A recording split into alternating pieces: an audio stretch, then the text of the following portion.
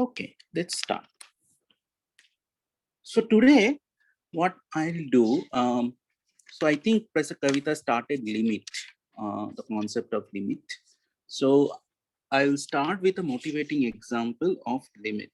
Okay, a simple motivating example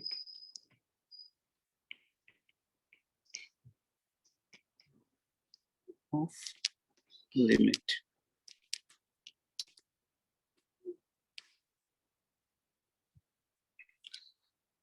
Let me give you suppose you have rupees 100 in your pocket, which you want to invest in bank, and bank will pay, so for a year, a bank will pay, bank said we will pay for 1 year 5% interest on the amount. So what will be your return at the end of the year?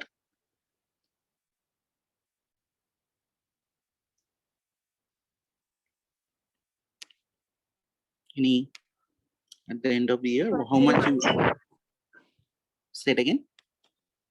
105. Correct. At the end of the year, you will receive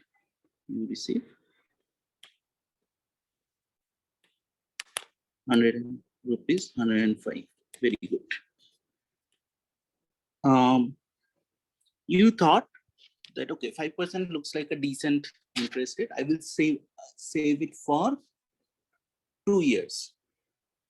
Okay, and bank said okay, we will give you in a compounding way. What does it mean? Compounding means you give me 100 rupees today. After 1 year, you will get 5 rupees interest that will be added to your principal. So now at the end of 1 year, your principal will be 105 rupees. And then for the second year, you will get another 5% interest on your principal of 105 rupees. So what will be your total value of your investment at the end of second year? So you are investing for 2 years, right? So what is the value? What will be the value? 110.25. Correct. What will be the value at the end of 2 years? What could be the value at end of 2 years? So you're saying that it will be 110.25. And how it is so? 105 becomes your principal amount, so you take 5% of 5% of that. 105 and add it to 100. Correct. So that 5% of basically this, correct? That will be about 5.25. So hence, and you already have 105. So 105 plus this 5.25 is your 110.25. All of you are with me? Anybody have any doubt? Are you guys are with me? No doubts. Yes, sir. No doubt. Okay, good. Can we put it into what I now will do? I'll put it in some sort of a formula so that it will be easier for us to get the thing. So first of all, what I will do, I'll say that suppose we invest So I'm trying to generalize this thing, generalize this thing. So P is the amount to invest.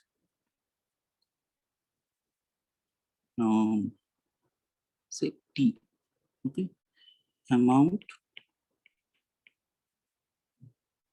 invested at time T. Okay, T is typically stands for the current time. Now, next time point will be T plus 1, previous time point will be T minus 1. So typically, I'm generalizing this. Now, R is the rate of annualized interest, rate of annualized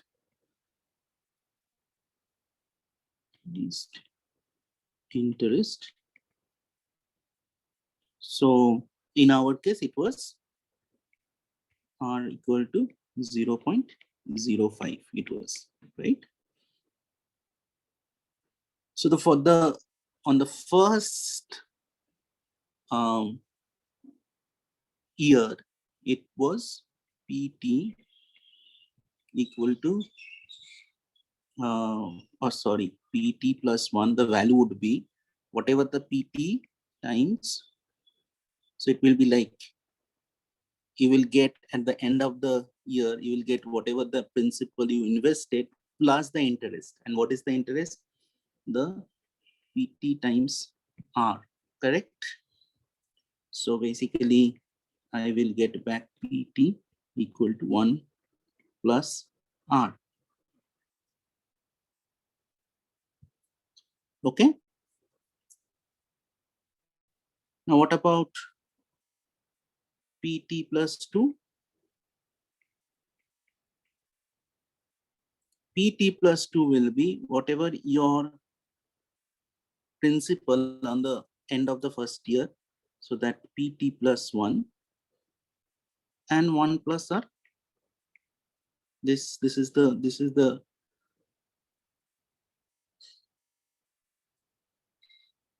Are you guys with me? Yes, Yes, sir. Yes, Yes, sir. sir. Yeah, fine. Then what I can do, I can write PT plus 1 is already, I have this guy. So I will just plug it in here. So I will write PT into 1 plus R times 1 plus R. So the whole thing turns out to be PT equal to 1 plus R square. Now, if I ask you, can you generalize it for n many years? How you will do that then? PT plus PT n is equal to PT into 1 plus R power n. Power n, correct? Generalize for n years. Very good. Very good. So I will write it as a PT plus n equal to PT times 1 plus R to the power n. All right. Very good. So we'll use it. But before that, I want to do few more things. Okay. So this first example is fine. Next, I'll put another nuance in this. So next example 2. The nuance is the bank is saying, so suppose you are interested only 1 year. So you said that, okay, invest rupees 100 for 1 year. Bank says pay that we will pay 5% interest, but biannually. Sorry.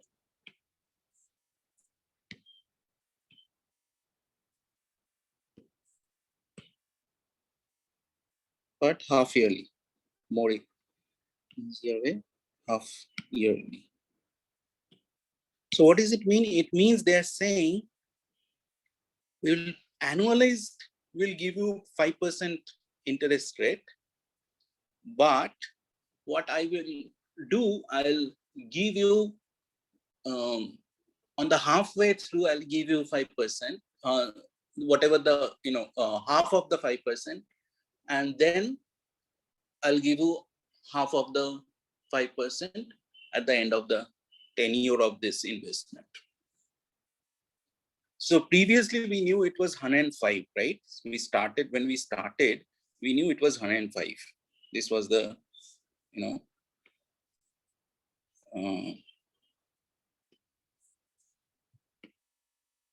so we knew it was 105.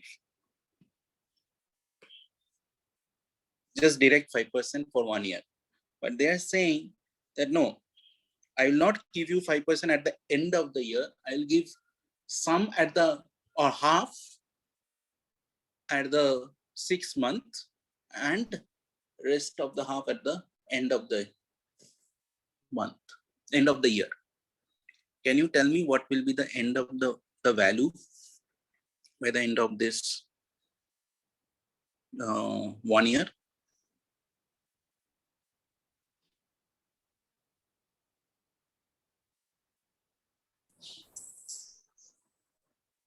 Any guess?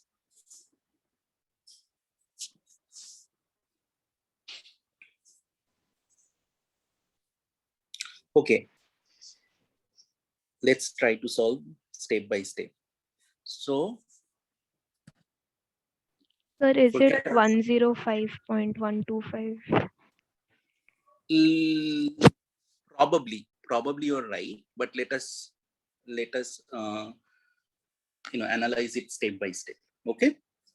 So we do know that it will be 5%, half of the 5% will be 2.5%, right? Half of it will be 2.5%. So if I start with 100 and rupees 100, then by 6 months, it will be how much? 102.5. 2.5. So by 6 months, my now principal is now went up to 102.5. Now here is 1 year. So still I left with this 6 months. This is a half of the year. Total year is 5%. So half of the year I will get 2.5%. But my principal is 102.5. So basically I have to apply 2.5% on 102.5.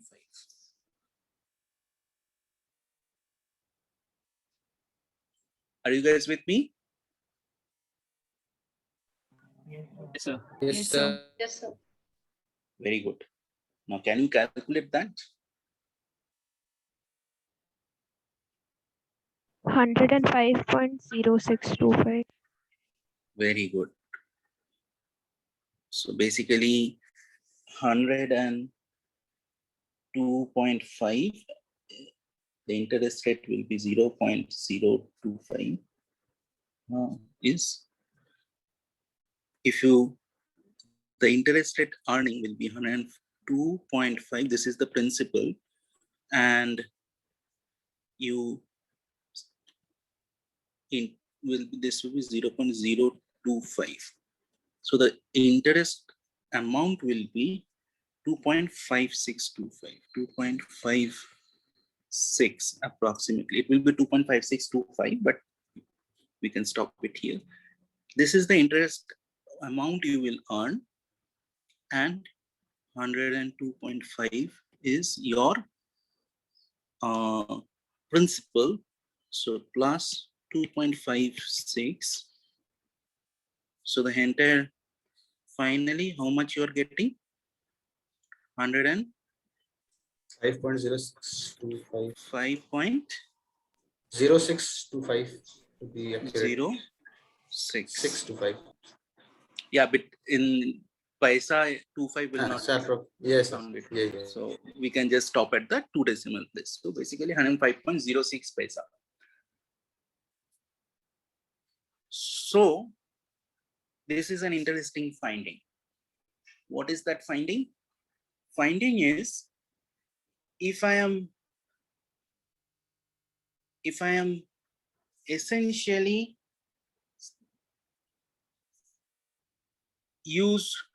get the entire money at the end of the tenure, then I'm getting 105. This is what I'm getting. But if I say no, you give something, some part of the interest in the middle of the year or middle of the tenure, then that some part, which is 2.5, is getting added to my principal, and that also helps me to earn some extra money, and that is that additional 6 paisa. Okay, this is called the compounding effect of interest. Okay, this is called compounding effect.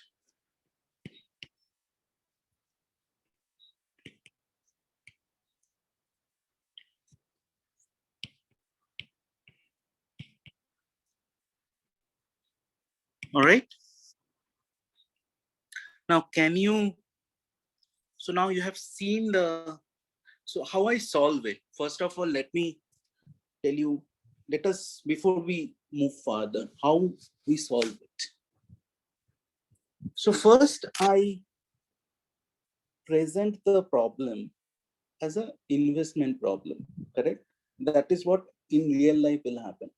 People will come from different domain. I give finance because I have worked extensively in the finance, so it is easier for me to come up with the finance problem. But you can come across problem from pharmaceutical, you can come across from chemical industry, construction industry, anywhere. But what is important is first you write down what are the observations of the problem. So when I looked into it, so the first thing to look into it is investment is 100, tenure is 1 year, bank pay is 5%, but half yearly payment. So these are the 4 information that you got. Okay. Now, these 4 informations, how you use this 4 information most effective way. You use this 4 information, not attacking the entire problem at one go. Rather, attack the problem by part. This is in computer science when you will study the algorithm. There is something called a philosophy called divide and conquer. So that's what exactly you should do. That you should not try to attack the problem in one shot. You try to attack the problem in steps. Okay. First, you try to understand what is easiest thing to solve. Okay, I start with 100 rupees. After 6 months, I will get 2.5%. That part was pretty straightforward. We got it. Now, my principle, so first part of the problem, we solved it in this way. And then what we did, said that, okay, on the 6th month, we are standing with a principle of 102.5. How far we have to go? We have to go till 1 year. So we have another half year. And that is another 2.5, but not on the 100, but now my principal is 102.5.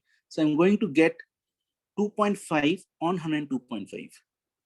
This additional rest of the interest I'm going to earn on the new principal 102.5. And that gives me the result 105.6. 5.06. Okay, so the step one, you first write down all the observations and then break the problem into parts and figure out which part is the easier part you can solve. You solve it. And then once you have the solution for that part or the step or the part you think needs to be solved first, then you know that, okay, given that solution, can you borrow some strength from that solution? Once we knew that, okay, this is my principle at the end of the 6 months, can I borrow that information to understand, to solve the rest of the part of the problem? So that's how we move on to solve problems. Okay, so for me it is very easy to tell because I'm doing it for year after year. But even that, if this the strategy you use for a while, I think most of the time you will see it's very effective strategy. Okay, so we will do that. Now next is, let us try to generalize this step, this problem, when we are compounding it. How can we generalize this? Can anybody tell me how can we generalize this problem?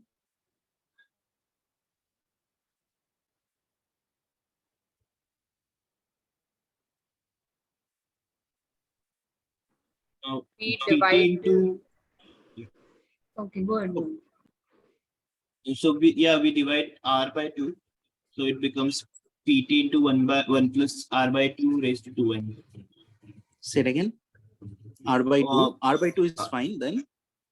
So the PT plus N will become PT into 1 plus Don't R worry by about 2. the N. Don't worry about the N. Just Okay. first solve it for PT and PT plus 1. Simple. Keep it simple. Okay, so PT plus 1 then will become PT into 1 plus R2 raised to 2. PT plus 1 will be what? PT PT into 1 plus R by 2 raised to 2. raised to 2. All of you are guys with Rohan, right? Yeah. Yes, sir. Okay. Anybody have any doubt? It's the same idea essentially. You see, it's the same idea he's using. The only thing is, since we have divided it, so I have to divide the R by 2, and then I'm doing it 2 times. So, and then the automatic compounding thing is happening. Okay, what about if I say I'll give you not half yearly, I'll give you quarterly. Replace the Mhm. 2 with 4. So it becomes Correct. PT into 1 Correct. plus R by 4 whole power 4. Correct. Very good. So this will be the half yearly scenario,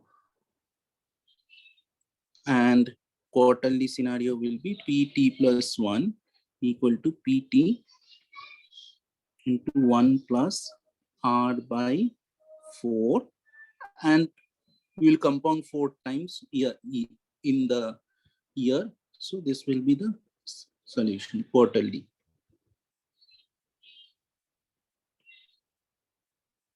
Okay, are you guys with me? Yes, sir. Yes. Now tell me, if I say that no, quarterly, not quarterly, I will pay you the interest in every month. Okay, By 12 and by 12 and 4 multiply by to the power 12. Very good. T plus 1 equal to PT 1 plus R by 12 to the power 12. This is monthly formula. So now you know, for within the 10 year, if I say that I'll do it in M equal interval for M, so I can say M many compounding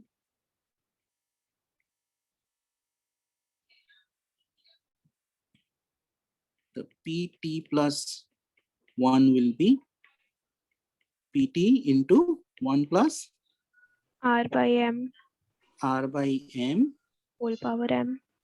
to the power M. Is it Pragya? Yes, sir. Yeah, good, very good, good. All right.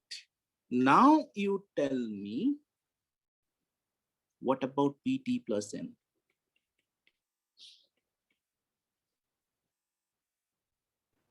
PT into 1 plus N R by M.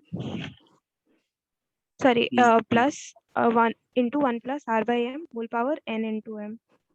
Very good. So PT into 1 plus R by M R by M to the whole power power M into M. M into N. Very good. Wonderful. Wonderful. And this is a perfect formula. Now, if somebody says that, now this is fine. Now you tell me what happens if bank says, I'll pay you, every day, I'll compound it every day. No problem. Then another bank comes and says that, no, I'll pay every minute or every second. So that means basically my compounding is going to infinity, as many compounding as possible. Is it possible at all? Yes, sir. It will reach to exponential to the good. power R. Exactly. So if m goes to infinity, then 1 plus r by m to the power m cross n, it will go where? Can you tell me? So, e to the power Rn. Rn. Very good. E to the power Rn. So in that case, my new formula will be Pt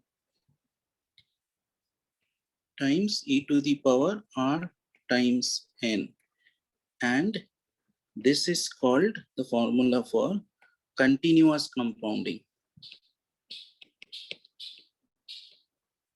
Continuous compounding.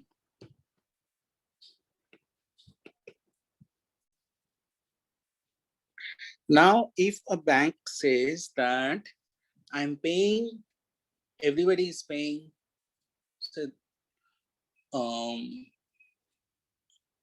sorry, let me put it in this way. A bank says that I'm paying 5% interest rate and it's a continuous compounding. Can another bank come up with a strategy which pays the 5% interest, but it will pay more? No, sir. It's not possible. It's not possible. If they really have to pay more, they have to push the interest rate. Correct? So that is why pretty much every banks, you will see, when they say that, on the fixed deposit, I'm paying 5%, 5.5%, or 6%, whatever. I think that is now the range. In terms in the below, I think you are, it will be by default almost nowadays banks are giving it in compounding, continuous compounding interest. Okay. If they are not giving continuous compounding interest, then definitely they are giving you slightly less. You can see that it will not be much. Typically it is not, because already, okay, what happened if 100, let's calculate it out, correct? So for 1 year, so 1 year n is 1 and r is 0.05 and my investment pt is 100. So what will be my pt plus 1? It will be 100 times e to the power 0.05. Can anybody calculate and tell me the number in the calculator? 105.127 or Correct. 13. Correct. So half yearly, when we did a half yearly compounding, it gives us 6 paisa more. So naturally, quarterly and monthly will give a little more than 6 paisa. And when we are doing a complete continuous compounding, it's giving us 13 paisa more than a simple discrete compounding. So this is an interesting example of limit in our real life thing. So, all right. Any doubt? Anybody has any doubt so far? Clear? So I'll keep giving you some of the, real life applications of this kind of analysis, and I'll go back and forth on the, math and domain applications. Let us now go and try to solve some limit problems. Excuse me, sir. Yeah. Sir, what did you say about the fixed deposits? Like these days, what the banks mention, will that be taken as a continuous compounding? My educated guess, when it is typical, you have to ask them that whether it is a continuous compounding or not.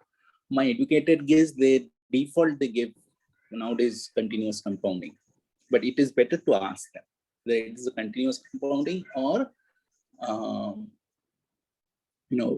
the discrete or a monthly, whatever. Either Sir, they will give half it yearly. is quarterly. It's generally quarterly. quarterly. It's generally quarterly. Yes, sir. Right. Okay.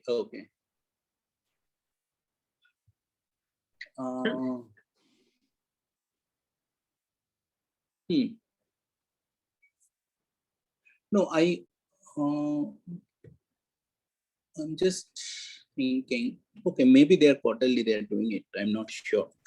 And sir, when continuous compounding is taking place, then like everywhere they will be using exponential only. Na? There is like no other way to numerically. Yeah, this is the formula. That's it. And this is the math behind it. The limit of compounding going to continuous, and basically 1 plus r by n to the power m cross n going to e to the power r cross n. Okay. That's the math. This is the real math behind it. Right. This is the real math as I intend to indicate. Okay. Okay, sir. All right.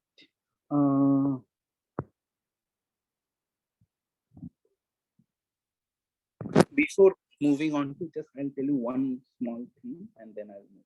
Okay. There is something called, you can write R. Your voice is not audible, sir.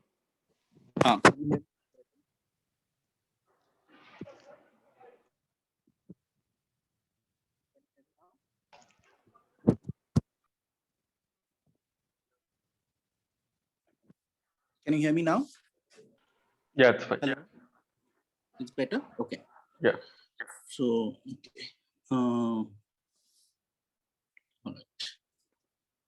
So, essentially, if you take the pt plus 1 equal to pt e to the power r, right? And then you can write r, which is actually in this example, it is interest rate.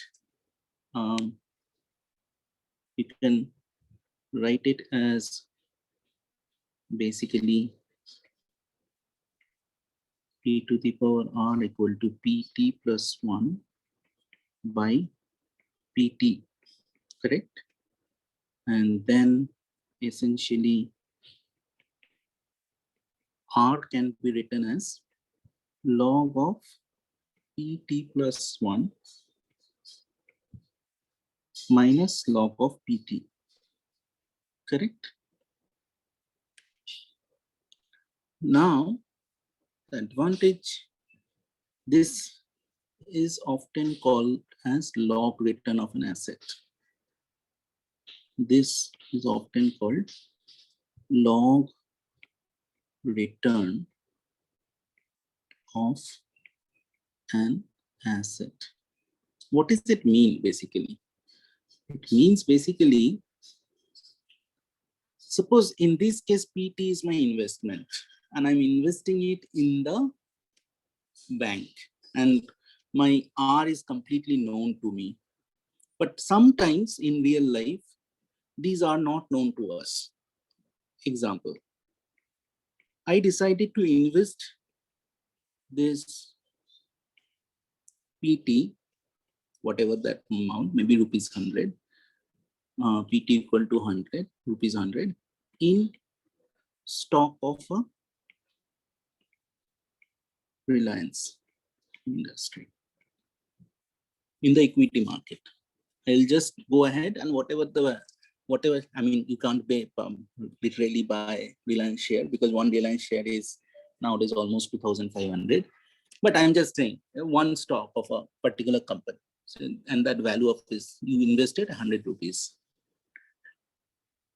Can you tell what will be the, value of your investment at the end of the 1 year?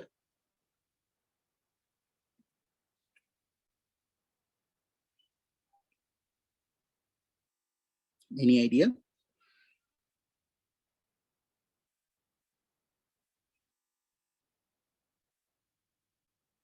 Hello. Can you hear me? So we need to know the interest rate to calculate that. Okay, 5%.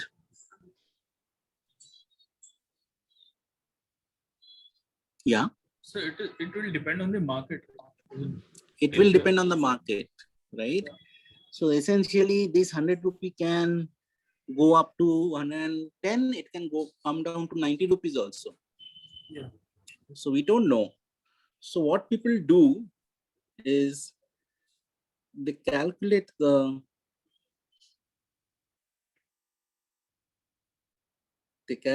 stock value using this formula, log of PT plus 1 minus log of PT. Okay. So they suppose this is the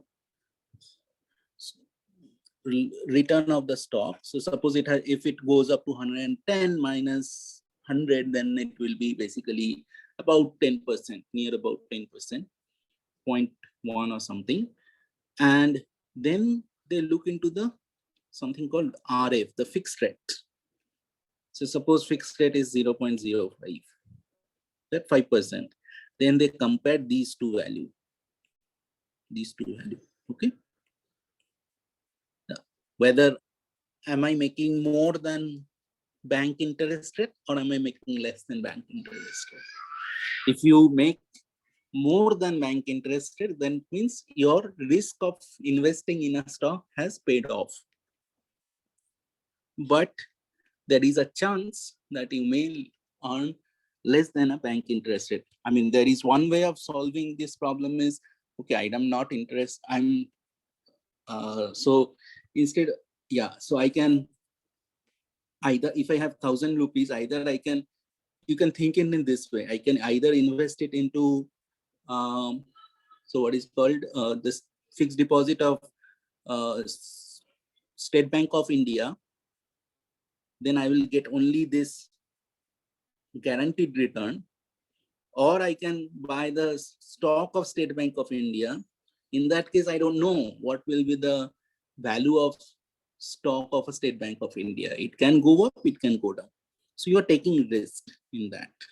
So this is, and that is where people do compare the, so this is called log return, and it's a very important thing in typical quantitative finance. All quantitative finance book will start with the concept of log return. All right, let us move on. Yeah. So the RS is called log return. No. This formula is called log return. Okay. Okay, sir. So RS, I am saying that if you have put it in your stock, say State Bank of stock, PST plus 1 is the, suppose the price of State Bank of India at T plus 1, and PST is the price of State Bank of India at time T. Then this log return is the RS is the log return of the your investment when you invested in the State Bank of India stock equity. Clear? Yes, sir. You on the parallelly, instead of investing in the stock equity of State Bank of India, you could go to a branch of State Bank of India and invest the same amount in the fixed deposit of State Bank of India. In that case, State Bank of India will give you guaranteed 5% return. Now, at the end of the year, you know you have made 5% return here, and you have made this much return here. And now you compare whether you're taking risk with State Bank of India's equity has paid off or not. If it is, it can be the RS can be greater than RF, it can be less than RF, but RF is for sure known to you. So that's how typical financial analysis start. So we will stop here and we'll move on to math. So let's consider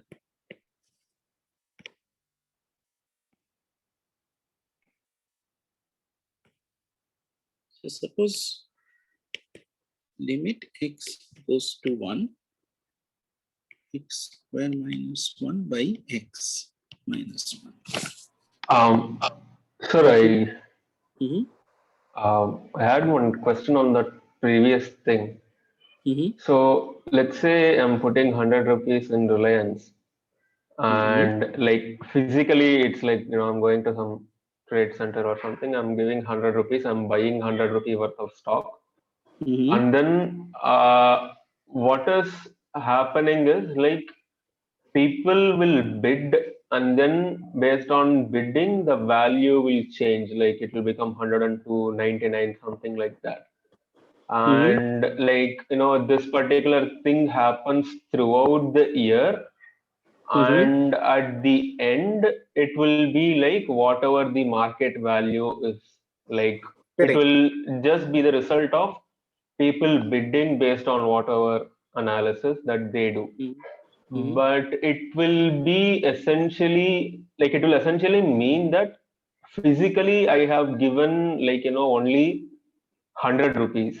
It's not like I'm like, you know, if I invest 100 rupees and then the rate becomes 102, it's not like, I mean, I'm asking, is it like, you know, am I putting 2 rupees more in the principal amount? No.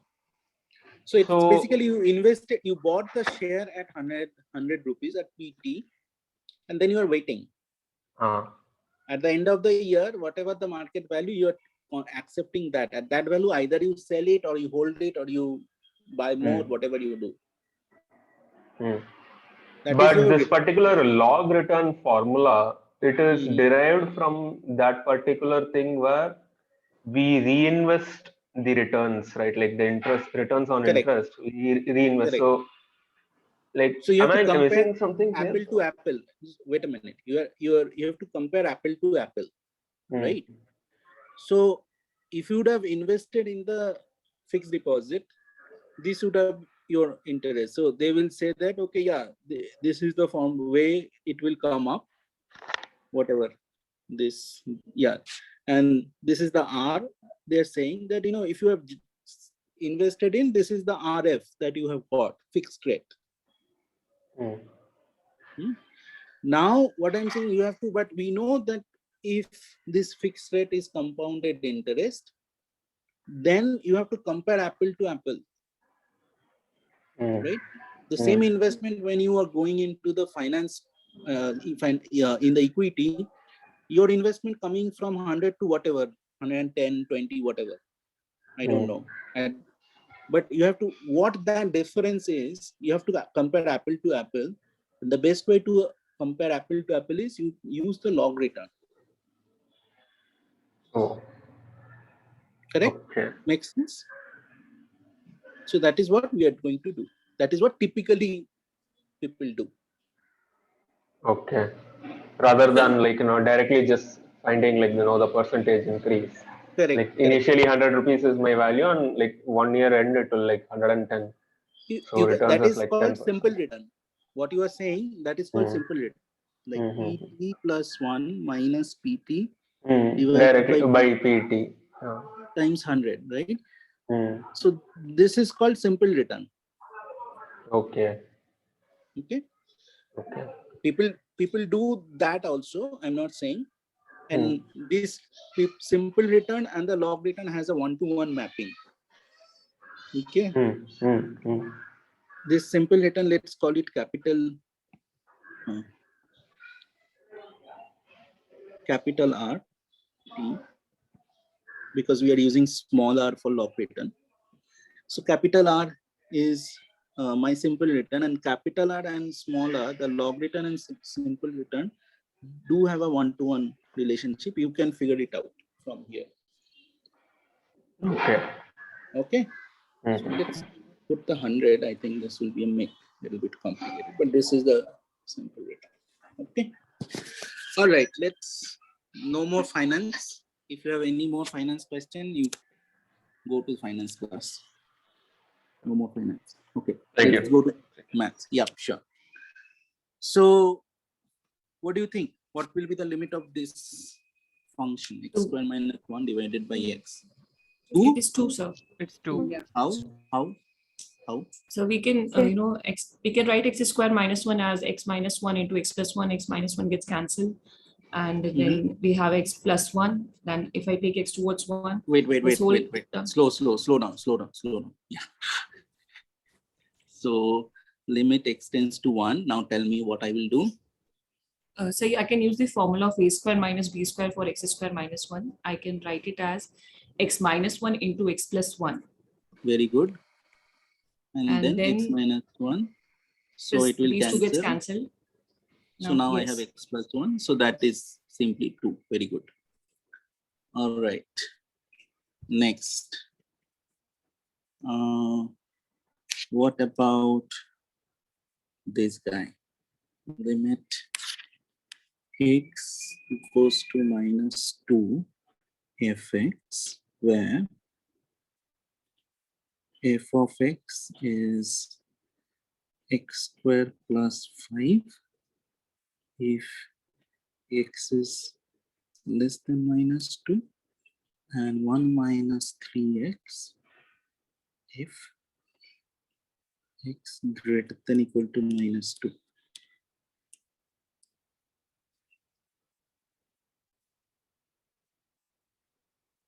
Not exist. Limit not exist. Doesn't exist. It exists? Limit does not exist. Limit does not does not exist. exist. Okay. How? Why? And the So for limit the is not li- equal. X Sorry, go ahead. approaching from the left and X approaching from the right does not give the same value.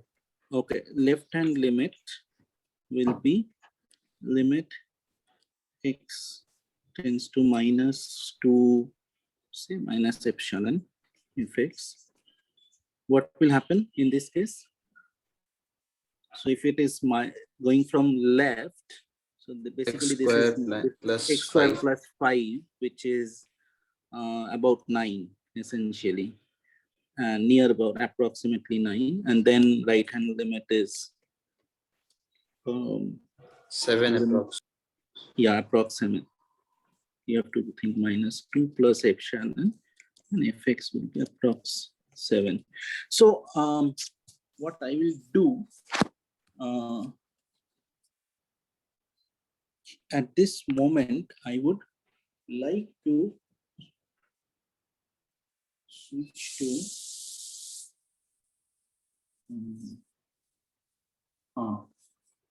so just a minute.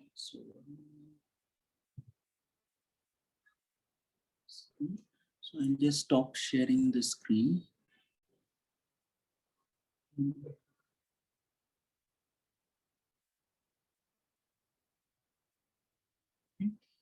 Let me share this screen. Okay. Can you see my?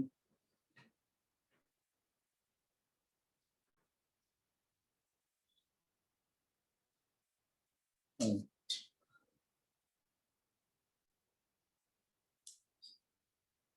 You can see my desktop. Yes, sir. Yes, sir. Okay. So what I will do, first of all, you see that if you look into the limit, have you noted down? So should I write it down here also? Okay, let me try to. So I'll just try to plot the graph. Basically, that's my idea. So what I will do, I'll just say, okay, let's take X some values and sequence, maybe -3 to -1 by 0.01. So if you run this, so you can select it and you can just run it here. You can click on this run, or Control Enter should work. All right. And if you just choose X, and then so you can see that we have created about 200 points from -3 to -1 in an interval of 0.01. Okay, so 200 points we have created. Next, what I will do, I will say that, all right, if it is less than -2, then f of x is x squared plus 5, correct? The first thing I will do is I'll create a f which will be, so like, replicate na, comma, length, so LEMGTH dot I equal to, if I just say 4, then it will create a vector of with na of size 4. But I want a size of exactly same size of x. So you have to be a bit careful. So what I will do, I will first say n equal to length of x. So now n has the value. N has 201. So that means length of x is 201. So I'll provide this n here. Sorry. Okay. Now, if you run f, you can see there are 201, a vector of size 201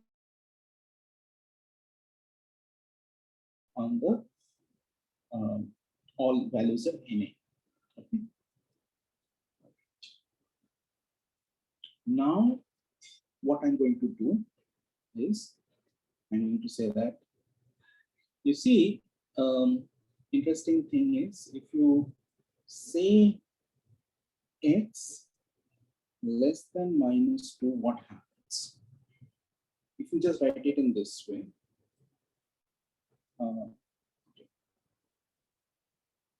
I don't think so. Less than equal to -2. So, or I'm not sure. It's not logical. That hyphen shouldn't come, right? Hyphen. Just a minute. X less than -2 will be, sorry.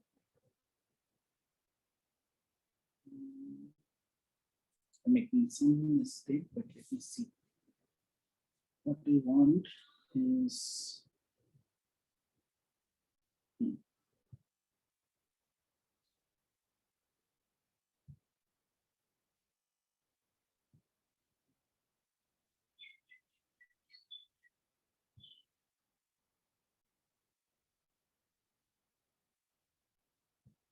right. So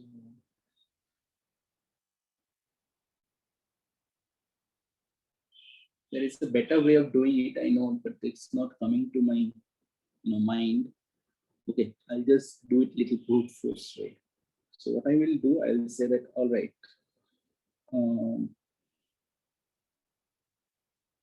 I think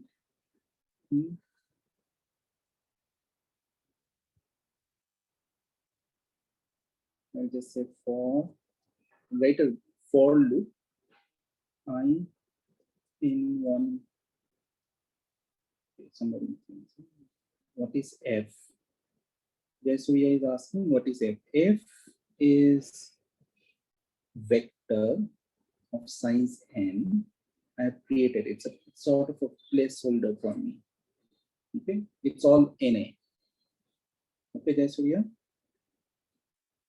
And I want to basically define fx equal to x squared plus 5 when if x is less than -2 and f of x equal to 1 minus 3x if x is greater than -2. Okay. So this is, and this f is what this f is. So I want to, for each value of x, I want to define this f of x. You want to compute this f of x, and then I want to plot x against f of x, or plot fx against x. That's what I want to do. So I'm saying that one needs to say n.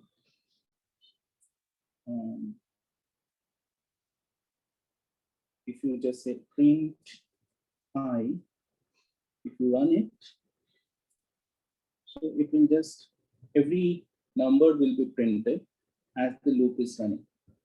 So what I will do now is every time it is going, it will check if xi, the value of xi is less than -2. Sir, you Yeah. need to give space. Sir, you can just give space, yeah. Sir, when you were writing f and then the square brackets, just x, square brackets x, and then space, and then less than equal to, and then -2. No, f of x. So between less than and minus sign, you can just give a space. That will also work. Is that what you are saying? No, between less than and minus. Yeah. Between less than Okay. This is what you are saying. Otherwise, it will assign. No. Is this what you are saying? Yes, sir. Yes, sir. F of, you can write it in the chat box. I'll get it. It will be easier. What you are saying. So the previous way how you wrote it, R treats it as an assignment operator. That's why it wasn't No, getting I agree. So now I'm writing it this way. Yes. This is fine. Yes, sir. Okay, fine. Yeah. So now I think this will work. This will work. So it's basically now I have to say x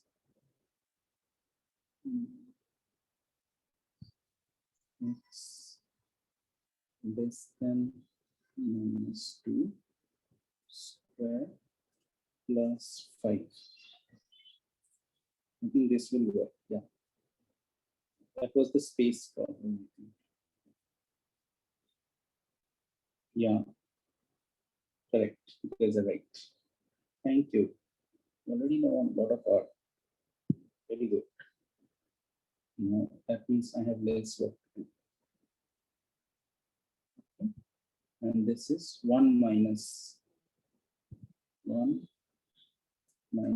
3 times of this. Correct? Yeah. And now what I'm going to do, I'm going to plot x and f. Okay. we can clearly see at -2, there is a big discontinuity. All right. So you can do one small thing, PCH equal to 20. Then generally do a little bit better. Yeah.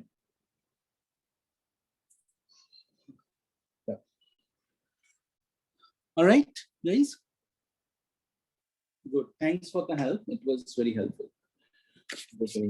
All right. We have 10 more minutes, so let's try to solve another problem. Okay. In this representation, this x bracket x greater than -2. So this is considered as a 1x, only single x. This notation I'm not fully.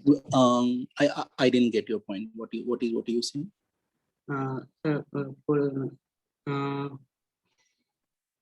I think the screen is not visible now. In R Studio, the f x minus in the row number 11, the 3 into x.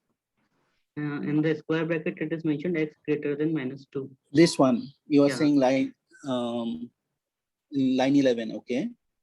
So x square bracket x greater than -2. Correct. So correct. This is the condition. This is the condition that I'm giving for x. Okay, and suppose if there was no condition for this particular then function, then it will work on the entire vector. That if I don't need to write. Okay, if I run the entire thing, then it will work on the entire vector. Okay. Okay. Yeah. And that I don't want, right? Because I don't want to work.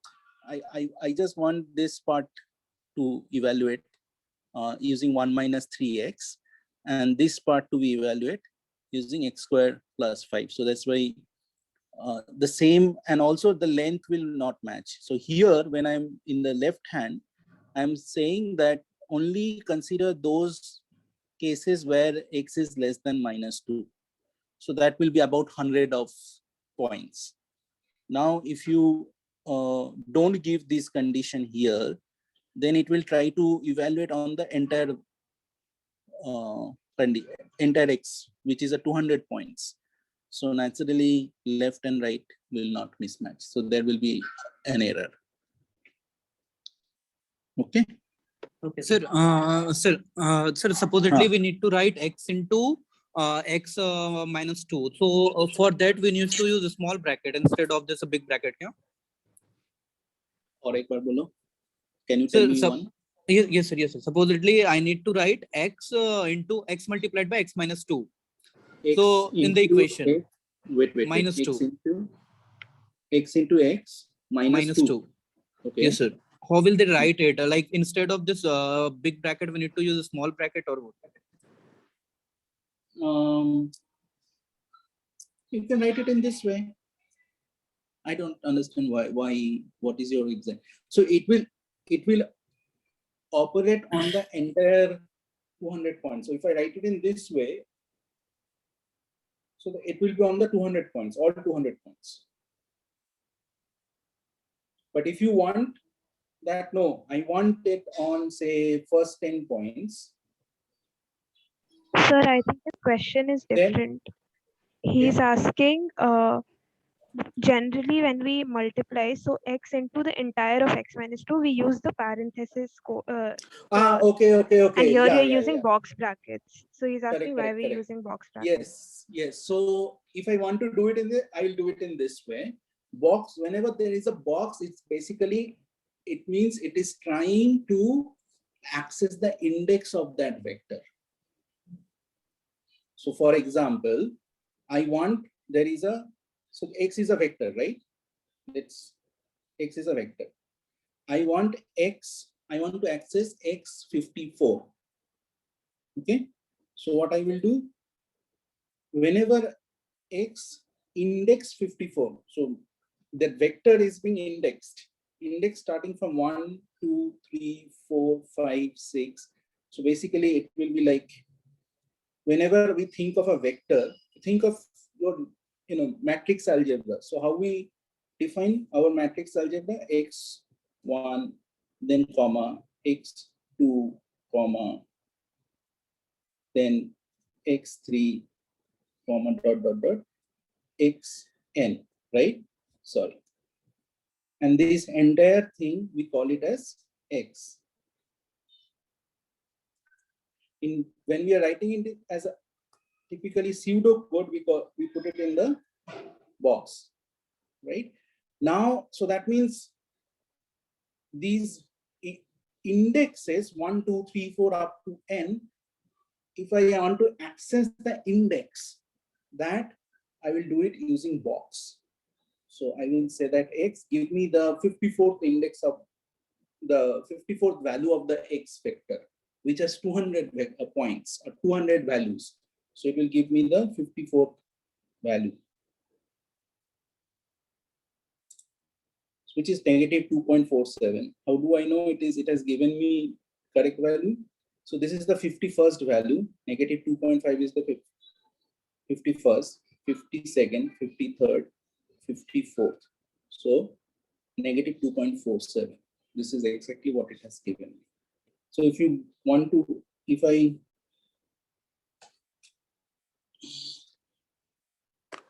sorry, that.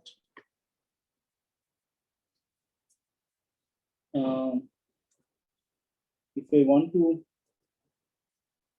do 1 each to 5, so that means 1 each to 5 is the 1, 2, 3, 4, 5, the first 5 natural numbers. And if I say that, okay, that means in the X vector, you give me the first 5 values. It's starting, that is what exactly it is giving. Negative 3.00, negative 2.99, all these things. So naturally, anything in the box bracket goes to, means it is accessing the index of that vector. Okay. So naturally, you just use the, and when you are using an equation, if you want to model an equation, that's how you will do. X into x minus 2. So that means the entire vector, the operation will happen on the entire vector. Okay. Any doubt? No, sir. Understood, sir. Good. All right. So how much time we have? 11:40. We are almost end. So let us try one more.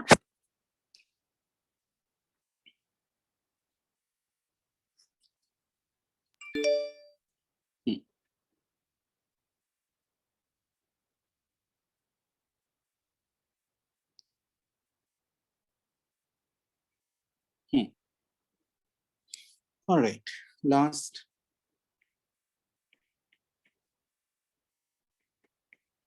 Example we will work on. So let me see. This is my favorite example. Limit x tends to 0, f of x, where f of x equal to x if x belongs to set of rational number, and it is 0 if x belongs to set of irrational number. What will happen? Limit exists. X is equal to 0.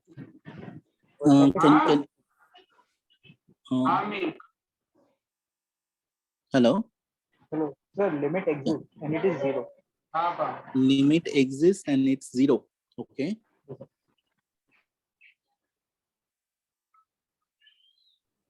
No, Are sir, you limit sure? won't exist.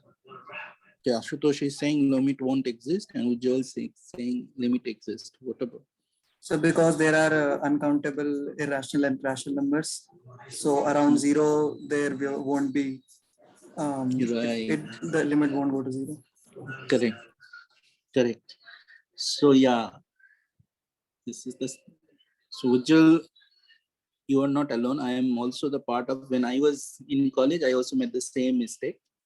But let me explain you what mistake I made, and you also made the same mistake. So, Sir, is this a Dirichlet function? Huh? Hello? Somebody said something? Sir, is this the Dirichlet function? I don't know. It's not the I don't- Dirichlet function. I don't think it's a Dirichlet. It's just a It gives function. 1, I guess, Yeah. as an out. So let me quickly wrap up. So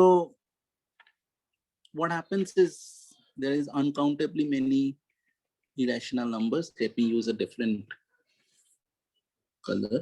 Let me use red. So these red points are suppose all the rational numbers. Okay.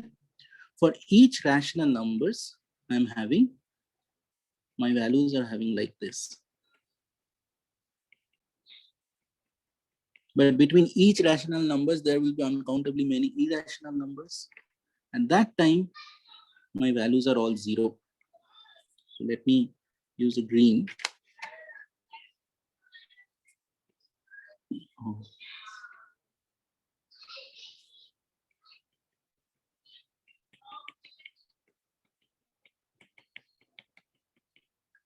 So what is happening in the neighbor here, actually, as x going to 0, sometimes it's taking far away from the 0, sometimes it's at the 0. So in that way, it will, and actually here you will require a little bit of understanding of the definition of the limit. But I don't think Professor Kavita, I don't uses that the definition of the limit to prove. So we are not going into the proof of this, just to understand the concept why it is not, because end of the day, my function, this function is not a continuous function. It has infinitely many discontinuities. Sometimes it's taking value here, sometimes it's taking value here, and it's happening infinitely many times. Like, in a very dense places, you take any two rational number, you will always find an irrational number in between that. And if you, Sir, you are saying that this function is not continuous at x is equal to 0. it is not continuous. That is what I'm trying to say. It is discontinuous at infinitely many points. But Correct. I think this is continuous at x is equal to 0. Can we plot this? Ujjwal, I think so. I think so. The question states that limit x tending to 0. So it means that near 0. Yes. But now, however close you go, it doesn't matter. It will be always, you will always find 2 points. Even however close, you take 0. 0 is a pure rational number. Sir, if we take a sequence of numbers x1, x2, xn, then in the rational number, then this sequence tends to 0. If this sequence tends to 0, the value of fx tends to 0. Value of fx tends to 0, but limit does not exist. That is my point. Sir, I also think that limit will exist at 0. Limit will exist at 0. Sir, is it possible? Can we graph this on R? It's not possible. I have tried. It's not possible. It's conceptual, more conceptual. Yes, sir. Because sir, at all the nearest point of 0, like value will anyway 0. Either it's rational or irrational. Yeah, exactly. This is my point. So I think sir, it will be continuous, and as well limit will exist. Okay, I'll think about it and I'll get back to you. Sir, Because, I just like to add it, like if we go by the mathematical definition of the limit, then we can like straight away prove that it's the limit won't exist, because the smaller we get close to 0, the smaller the distance is, we'll not be converging it onto some distance. It will always be the case that it's like that epsilon value is like diverging a bit. If I'm making sense, in that way, straight away we can say that the limit does not exist. Okay, I don't know. You guys, okay, some of you are saying it will exist, and it is 0, and some of you are saying it will not. So I don't know. You come up with, you discuss among yourselves and come up with a more reasonable answer. Next week we will continue on that. Okay. Oh. I don't know. Maybe I'm wrong. Sir, That's I think perfectly fine. using the Yeah. sequence definition of limit, we can prove this. That the limit exists. Limit exists. Okay. Yes, sir. If it exists, wonderful. But prove it then. Yes, sir. Yes, sir. Okay. Sir. Next Prove class I will. Yes, sir. Prove karo. Okay, good. Very good. Chalo. Thank you, guys. Have a good day, and we'll meet next week. Okay. Thank you, sir. Thank you, Yeah. sir. Thank you, sir. Sure. Thank you. Thank you, sir. Bye.